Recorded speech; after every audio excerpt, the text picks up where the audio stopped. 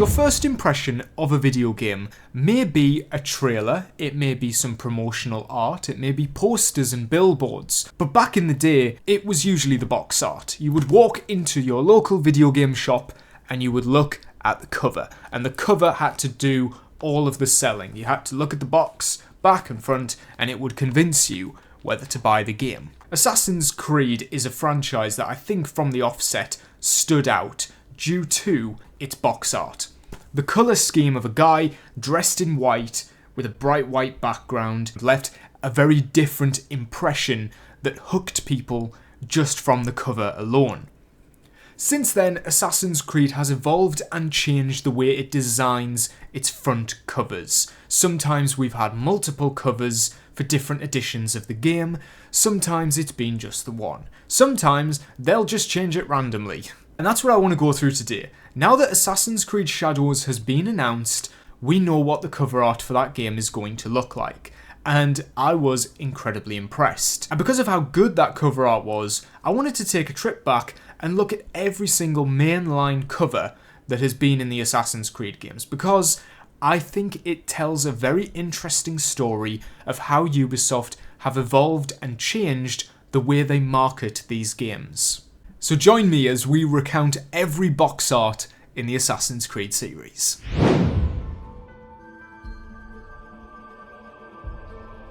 And of course, we have to start with the original. I am in love with this cover. As I said earlier, you've got a guy in stark white, which goes against the concept of what an assassin should be. When we think of assassins, we think of people dressed all in black with the hoods and protecting their identities and stuff. And sometimes we may even think of like secret agents like Hitman and characters like that have these characters that have dark colour schemes to them. I think this cover really well encapsulates both Altair's mystery and his deadly skills and abilities as an assassin. Whilst we'll see later down the line the covers get more complex and try to incorporate more elements, this keeps things really dead simple. The whole way that Altair is posed in this frame is to draw your attention to the hidden blade. It's like, you look at his face and then you work your way down and you look at the blade. The blade is literally highlighted. There is like a streak of light highlighting the deadliness of this blade. And then you have the crowd around him. This is a really simple effect that looks incredible. So you have only got like 5 NPCs from the game that are in bright blue and blurred. And yet somehow it works so well at drawing your attention to Altair because it really emphasises that blade in the crowd mentality. The first Assassin's Creed game did not have crouching or hiding around corners or bushes or stuff like that. It was all about social stealth. It was about blending into crowds, hiding on benches, and sneaking through rooftops. It was less about hiding and more about moving. And I think that's what this emphasises really well. I mean, even the clenched fist just really emphasises the sincerity and the sort of stability of the character. Altair, very straightforward mindset. He is the best at what he does. He's a master assassin. He's been through the ranks. This is somebody who is very skilled at their craft. He knows how to kill people. This pose that he's in really emphasises both like a cool factor because, you know, it's like he's wearing a hoodie. You don't want to mess with this guy. This guy looks like he's going to spark you out. Of course, the double meaning here is that the game takes place in the Animus, and the Animus is a simulation of historical environments. So what we're seeing here, while it could just be emphasising that you are a blade in the crowd, it's also that something isn't right and you are standing out from the simulation. Everybody around you are literally NPCs. They are literally lines of code, and you are the human avatar with your mind occupying Altair's. You are the physical presence in the game, so it kind of it clues you in early on that there's going to be some sort of computer sci-fi sort of twist, that there's something else going on than just being a historical scenario. And this carries over excellently into Assassin's Creed 2.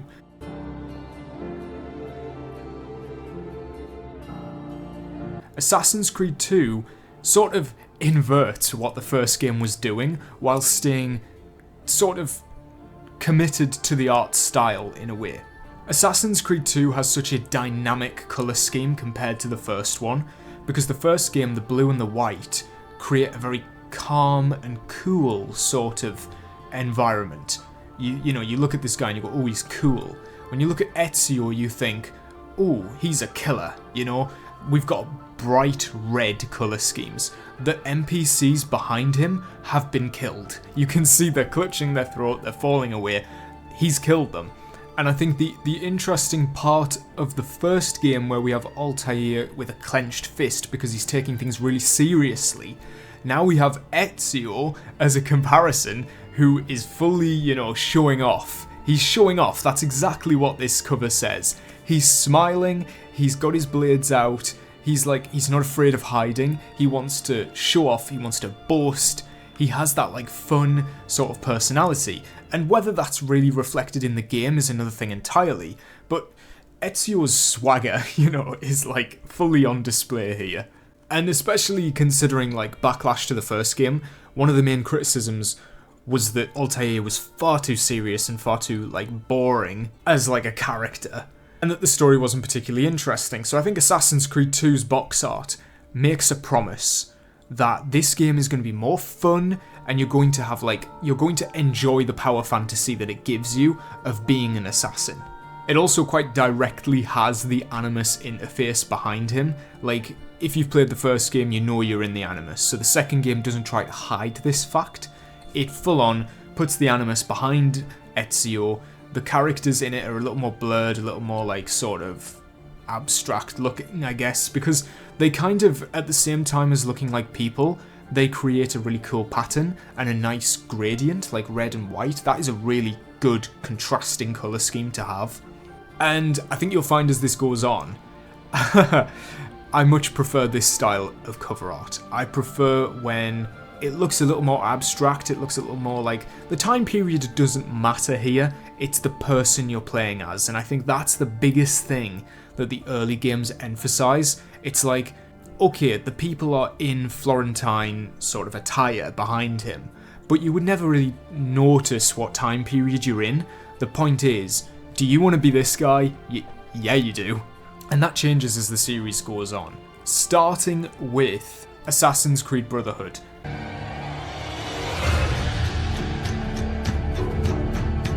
Brotherhood sticks a lot to what AC2 was doing, but it sort of ditches the NPCs behind. Now the NPCs are the multiplayer characters, and I get it. The game's called Brotherhood, and having these other characters behind Ezio does a really good job of emphasising that, you know, we're going all in on the multiplayer, we're going all in on playing with friends. That's what Brotherhood emphasises. It's like, whilst at the same time, I think it does a really good job of showing the next step up for Ezio. Once he's established himself, he has to establish his Brotherhood, and I really like that. I might have a little bit of bias because this was the first Assassin's Creed game that I bought. I think the pose on the front is really cool. He keeps that sort of... They keep Ezio's like smirk, so they keep like the fun kind of, yeah, he's having fun, he's enjoying this. Not in a sadistic way, but in like in a fun way, you know. This is going to be a game where you are going to be the coolest guy in the world, you know. You're going to be the coolest character, and you want to play as this guy. You want to feel like this guy because he's cool, and that's what this gets across really well. It's like, you thought he was cool then, he's cooler now. Look at him, he's like doing the Wolverine thing with the claws, like he's, you know. And I think it also incorporates some stuff from the first game, because it's like, in AC2, his hands are open, he's showing off. In Brotherhood, it's like, okay, his fists are clenched now, he means business. Like, you've even got the same highlights on the blades that were on Altair's. I think a lot of the first game has been incorporated here, but the thing that I think detracts from it is that the background is very plain and boring. We've got the Animus, but we don't have that like vibrant colour to bring out sort of the contrasts in the image and stuff like that. Like, you're drawn to Ezio, but the rest of it kind of has this like blue hue to it a little bit, and the characters aren't like blurry or abstract. They're very sort of, you know, you need to know who you're going to be playing as in multiplayer. So I think this is where they kind of started to switch the style a little bit to dial back, because you look at AC1 and you look at AC2 and it looks like a perfect pairing. Like, those cover arts complement each other so well. I don't think they could have kept that up forever. And this is a reasonable compromise.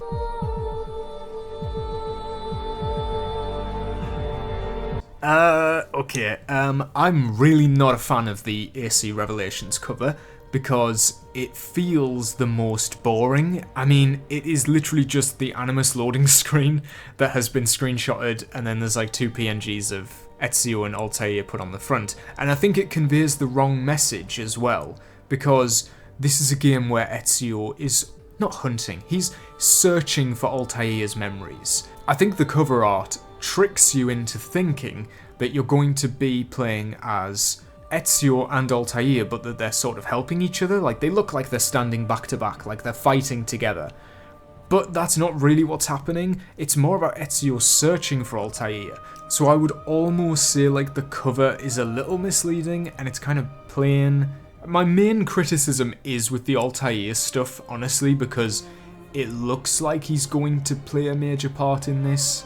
I think the way I would have improved this is I would have put Ezio front and center, and then I would have had Altair maybe like just like an outline of him behind him or something, or just like some ghostly spectre, you know, like in the background, because he has like these little Animus sort of glitch lines on him, but it doesn't look like he's part of the scenery or anything like that. I would have really dialed in on the fact that like Altair is this legendary status that he's searching for, even like have Ezio facing away from the camera. There's a really good image of Ezio that's used in some of the concept art where he's like turned to the side and Altair is like behind him and he's like looking at him, and I think that would have maybe made a better cover just to convey what the game was about, because I can see some people being fully tricked into thinking that they are playing like a direct sequel to AC1, like these are two halves, whereas you play as Altair for about 5 missions and you play as Ezio for like the other 25, so it's really not a balanced game.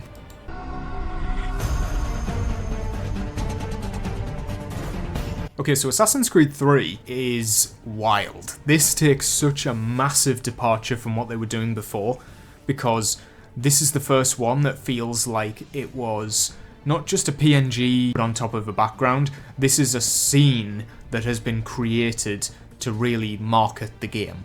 So you've got like, this is basically a render of what happens in the E3 trailer. Connor shoots one of the generals with the bow, and then he goes over and finishes him off with a tomahawk, and that was such an iconic moment from that trailer that they've decided to make it the box art of the game. And this is that you can tell they're warping perspective a little bit here, because you've got the soldiers fighting behind him that have clearly been sort of smushed inwards so that you can fit both sides on, because there was some controversy before Assassin's Creed 3 released that Connor was on the American side and that the game would be taking a sort of biased approach to the American Revolution. That wasn't the case. Connor is very much on his own side and uses the sides when necessary and stuff like that. So they really emphasise that in this cover art by showing that there are two sides of this war and Connor is quite literally in the middle.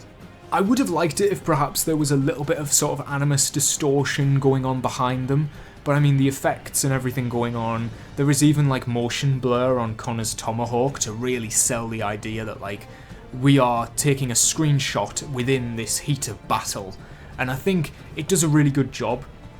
They've removed any sort of Animus jiggery-pokery at all. They've stuck with a very simple white background, which works in both ways because it retains the stark whiteness of the Animus, whilst also setting the time period, because there was a lot of snow, winter is a massive part of this game's sort of marketing and like the different seasons, and I think it conveys both at the same time. So I mean, I'm a massive fan. I think it's a really dynamic pose, and it conveys once again the sincerity of Connor. I mean, he's like grabbing the guy by the throat. He's like, no mercy with Connor. There's no chill whatsoever. He's a killing machine.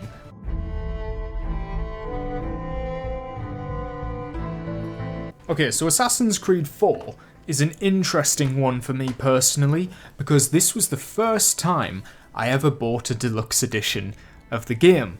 And so I had this cover, which is Edward standing in front of the jackdaw wearing the brown cape, and I thought the render on this looked so cool.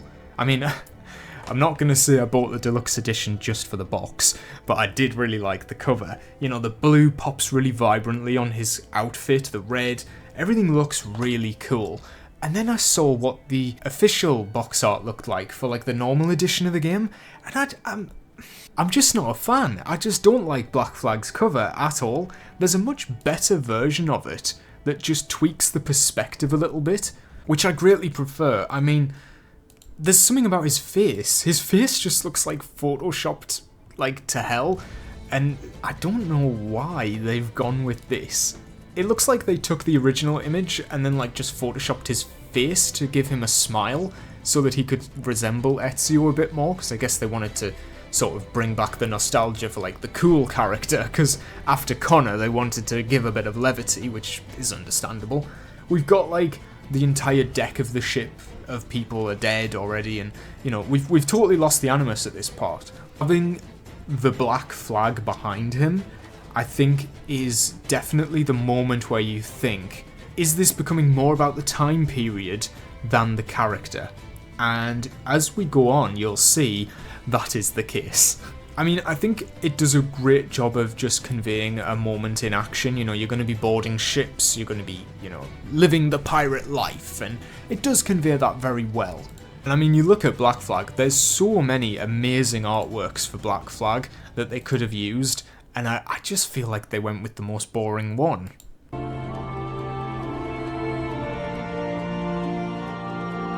I am quite a big fan of how Rogue chose to do its box art, because it fits quite a lot in whilst also making it all not look jumbled.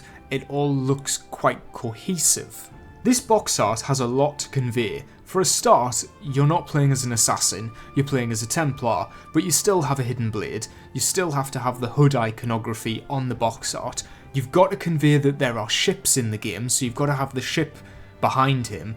This is set in the North Atlantic, so you've got to have icebergs behind him, and then you've also got to convey the fact that you are fighting the assassins, which is a lot to fit into one piece of artwork, and you can see from some of the other artworks in Rogue that they sort of chose to just emphasise one or two of these elements in one. I think what really sells this, Shear's walking towards the assassins, he's calm, composed, he's got his ship behind him, which gives this nice sort of angular, like it's got a circle sort of effect. I think this whole artwork makes you look at the ship and then you look round and you see, oh wait, those are hidden blades, and then you put the pieces together. Oh, he's fighting the assassins, and the name is Rogue, so it all comes together really nicely. And I like that, unlike the AC3 and I guess the Black Flag one, this once again puts the protagonist dead in the centre and walking towards you, like he's looking at you.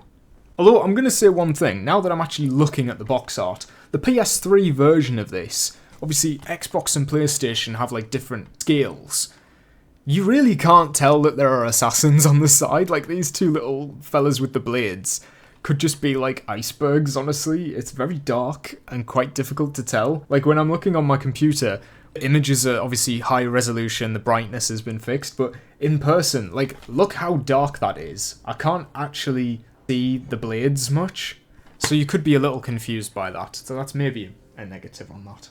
But I mean, for people who said it was a carbon copy of Black Flag, I mean, look at these two side by side. They basically look like the same game.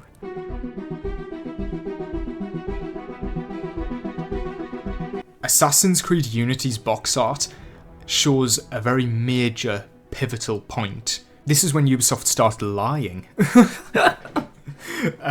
Because we've got 4 protagonists on the front of the box, which it's a co-op game. That makes perfect sense. However, I don't think Arno is given enough emphasis to make you think, oh, I'm just playing as him. When I look at this box art, I think, oh, I'm playing as 4 different assassins.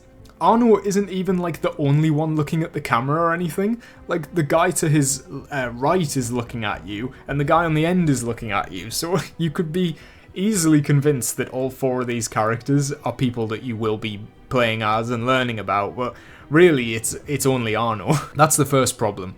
The second problem is that Notre Dame is now directly next to a guillotine, and this is where they start to sort of warp the location a little bit, because they know they need to have Notre Dame on the cover, but they also want to emphasise the guillotine and the fact you're in France, and they want to have the French flag for people who maybe don't recognise Notre Dame.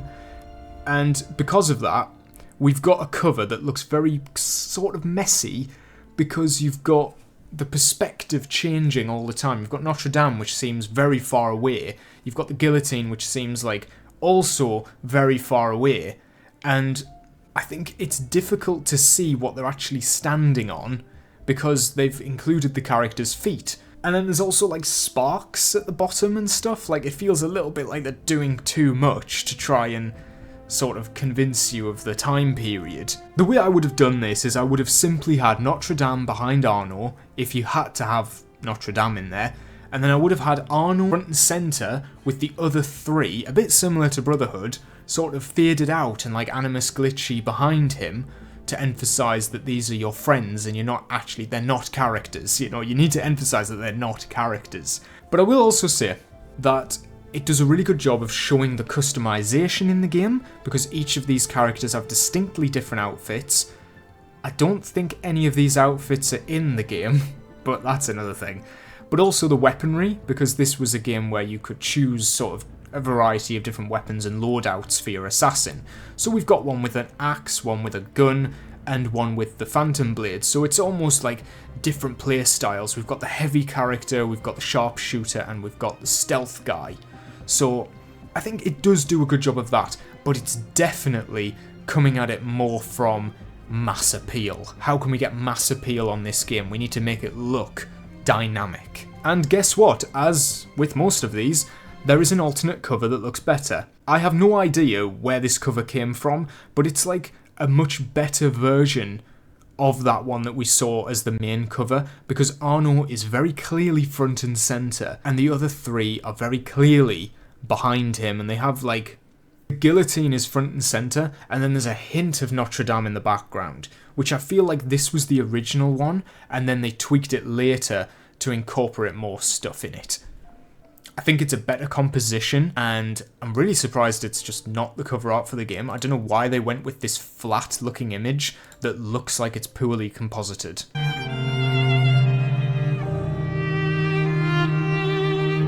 Oh, okay. Oh god. I hate Syndicates the more I look at it, because there's so much wrong with what's being conveyed here, and the way it's all composited in looks really odd. First of all, you play as two characters in the game. You play as Evie and Jacob. Jacob is taking up about 80% of this frame, and Evie is like pushed to the side as if she's a side character, which I don't stand by at all. I think that's a really stupid decision, and it's basically false advertising again. You've also got the Rooks, who are front and centre as your gang, and you've just got like these generic classes from the game, whereas there are side characters in this game, got Charles Dickens and stuff like that. There are characters that should be front and centre if you wanted to sell this like gang. Instead, we've just got generic gang members that don't look very assassin-y at all, and it's like, if you were going to have a gang, why didn't you make them resemble the assassins at all? This just looks like a Peaky Blinders game without like, it feels like it's trying too hard to look cool. Like, they really wanted that image of Jacob sitting on the chair, you know, he's sitting on it backwards, he's a thug, he's like a gangster, you know, and it's like, I think it's definitely people who don't understand the culture. Maybe it's because I'm from England, I don't know. Maybe it's because I'm from England that I'm feeling more offended by this one, but it just seems like a really bad stereotype of like a British gangster.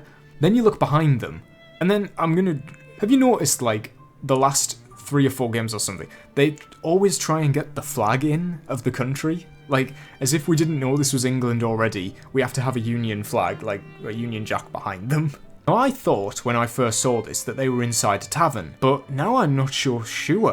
They have like the roof of a tavern above them, as if they're on like the bottom floor of a bar, And then behind them they've got pillars. And then we've got the city skyline and Big Ben, and this also like really bad like grain texture. Like I don't know what that is. That's like if you're learning Photoshop for the first time and you just put like a scratchy texture over the top, that's what it looks like, and it looks really cheap and bad, and it's just a really badly composited image, I think. I would have much rather they incorporate the brother and sister dynamic here and had like the two of them sharing equal space, you know, on the screen, or even like, you know, do something a bit more playful, have them like fighting for screen time or something, like have them both pushing past each other to look, you know, closer into the camera, because let's be honest, this game's a comedy. Why not play into that and try and show that, you know, we're going to do something a bit more fun? This looks like it's taking itself far too seriously for what the game is.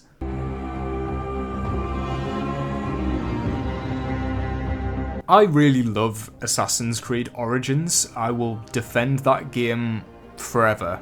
But I can't defend the cover of the game, because this is like the worst thing I've ever seen. Okay, so this is when the RPG games started, and now we're not even trying to pretend it's Assassin's Creed anymore.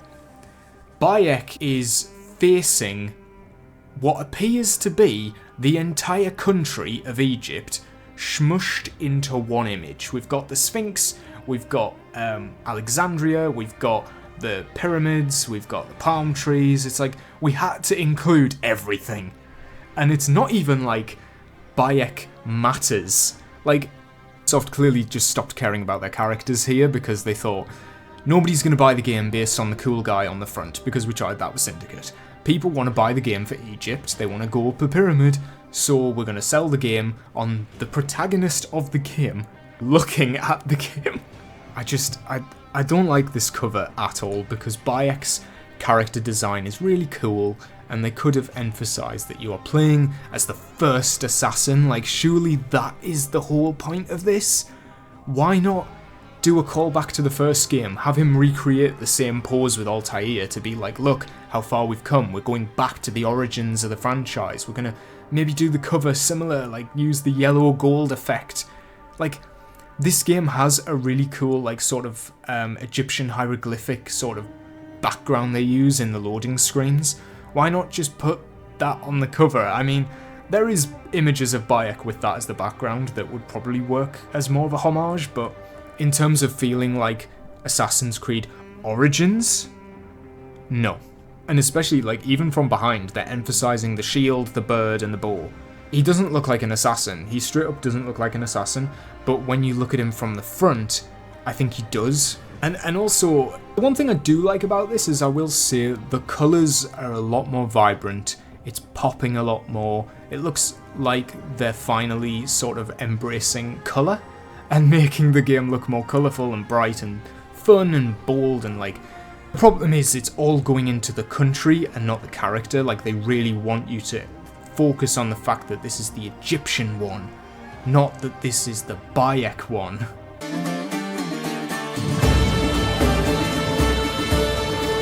Oh man. Odysseys is interesting. Basically took the concept of smushing the whole country together and sort of like, they've half doubled down on it, they've half improved it because it looks a lot more cohesive, but this is a game where you can choose whether you play as Cassandra or Alexios.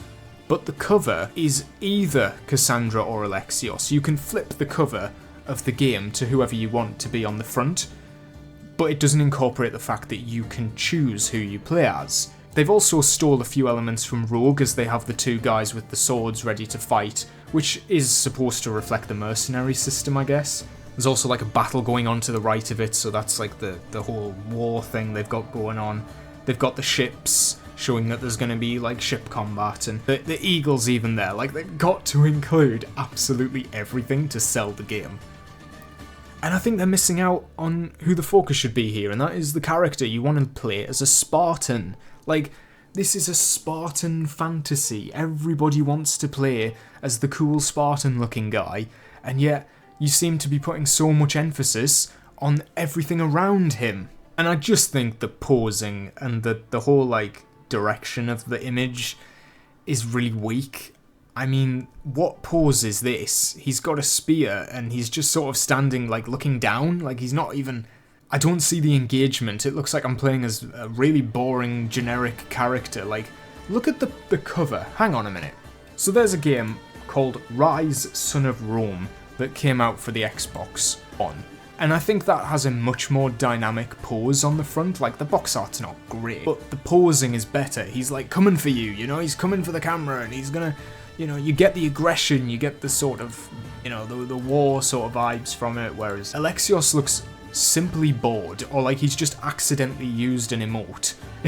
I just don't get any of the, like, urgency, which is weird because this game has some posters that are really good, but it's not this one.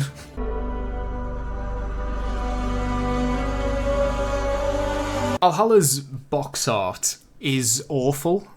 I think this is possibly one of the worst ones they've done yet. For some reason, the entire title is black, whereas something I've not mentioned is that usually the titles will stick to their colour scheme.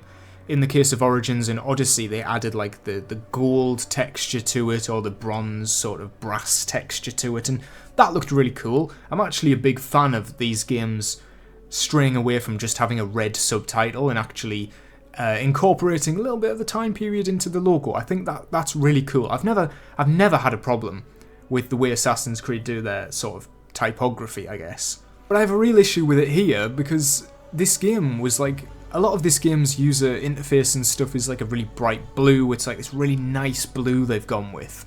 But it's not on the front cover, it's just black, and it just looks boring. Not to mention the image looks like it's not even the main image for the game. Like, you can tell when there's like the hero shot, you know, for the game.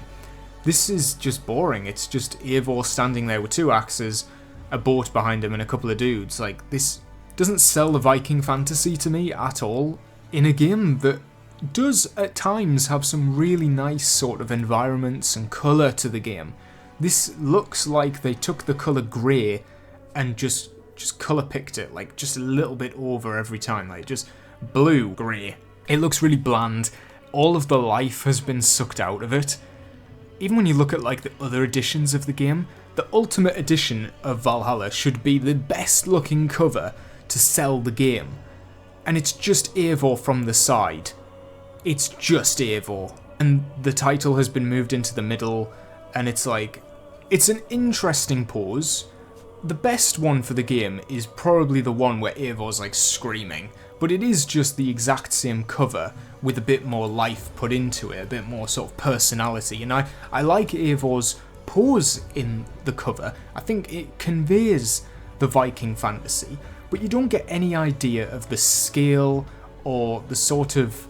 I mean, the way I would have probably done this cover is like, there are some bits in the game where you will be using a battering ram to like smash open a castle door, so I would have probably had like the castle door blown open and then like all of the people running in, and Eivor is like on the front lines like running towards the camera with the axes out and like screaming, you know, like a proper Viking sort of like more like they're coming for you. This looks like Eivor is gonna stand and shout while everybody else does the work. There is a really nice poster for Valhalla where it's the female version of Eivor standing with Odin behind her, and it's also what they should have done for Revelations. I think this is actually a really good cover. The problem is, it doesn't fit in line with what the Assassin's Creed games were at this point, and so you know Ubisoft are never going to focus on the character as a character. It's all about the setting. It's all about where they are.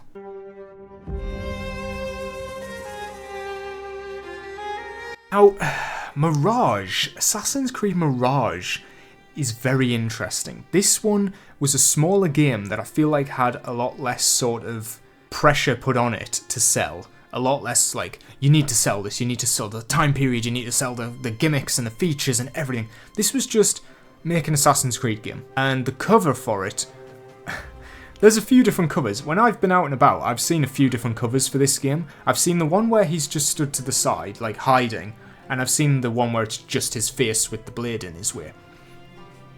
And I don't think, I mean, Both of these get the point across, but they're also really boring. Like, these are just key art for the game. They're not the hero shot. There's nothing incorporating even the animus or the desert or anything like that. It's just, it looks like fan art. It actually looks like a fan has put this composition together and said, oh, this is what the game's gonna look like.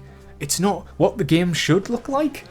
It's also the first time that we've had a cover that is like just solely the character's face, and it's just a very dull expression, isn't it? I mean, he just looks like generic guy number 500. Like, there's nothing particularly standing out about this one, and I think it does a disservice to Mirage, because Mirage has a lot of these good elements going on for it, but then you look at the cover and it looks like a cheaper game. It looks like a DLC expansion, which is unfortunately relevant. But even like the Master Assassin version of the game, which is ridiculously expensive for what it gives you, is just Basim in a different costume. It's the same pose in a different costume. Where was the hero shot? Where was the shot of him in Baghdad with like the red smoke? Was such a massive part of the marketing. Like, every single piece of key art for this game has the smoke bomb, the big red smoke bomb going off, and yet it's not in the main cover for the game? You had a chance to inject so much life and colour into this project, and they didn't. However, that said, I think I know why they might have done it. Because they knew the next game that was coming out was going to have a heck of a lot of red in it.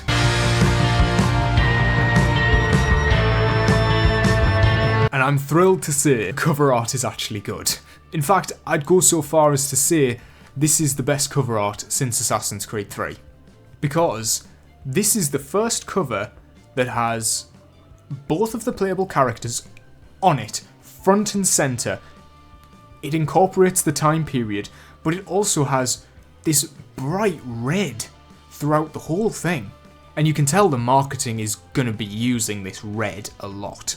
And it makes the contrast fantastic. And it makes the sort of threat of war and like the stakes of the story feel so real. And the two characters, they're excellently posed to emphasize each other. So it's almost like choose your character. It is literally like pick the path you want to go in. It's all doing a great job at sort of setting the tone. And the good thing is, because it's Japan, the iconography of the costumes, and they just need a few little elements in there to really sell the location. They don't need to put every single major landmark in Japan on one image, because people get it. It's such a popular culture that people understand from a few simple design choices where the game is going to take place, and that means they can reel back on like the marketing points, all the selling points that we need to include, and just make it look cool. So as Assassin's Creed has went on, it's gone through a bit of an identity crisis, I think, on how it markets itself. It's gone from all in on Animus, all chips on simulation, distorted, sort of spooky, creepy sort of looking, something is a little bit off with the simulation sort of thing, to let's turn our attention maybe away from the characters and the main sort of iconography of the franchise. Let's focus more on the time period. Let's show people the world they're going to be exploring before they even open the game. And now I feel like, fingers crossed, because we have so many of these Assassin's Creed games supposedly coming down the pipeline, they're going to reel back a bit, and they're going to try and make these games look distinct from each other. Because the problem is, if you line up every single cover for Assassin's Creed, it all looks very similar after a certain point. AC3 to Valhalla all looks the same. They look very, very similar unless you're looking at each one individually and the specific details of it. I keep wanting to say AC Red. AC Shadows is the first one where it stands out so much.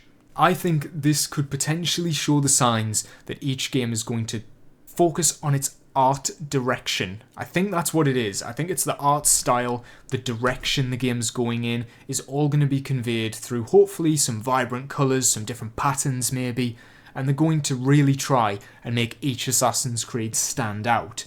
So even though they've had a bit of a dip, the future is looking bright for the box art of Assassin's Creed. In terms of my favourite, I think I'm going to go with AC3s, honestly. There's just something about that, and I've definitely got nostalgia for seeing it everywhere.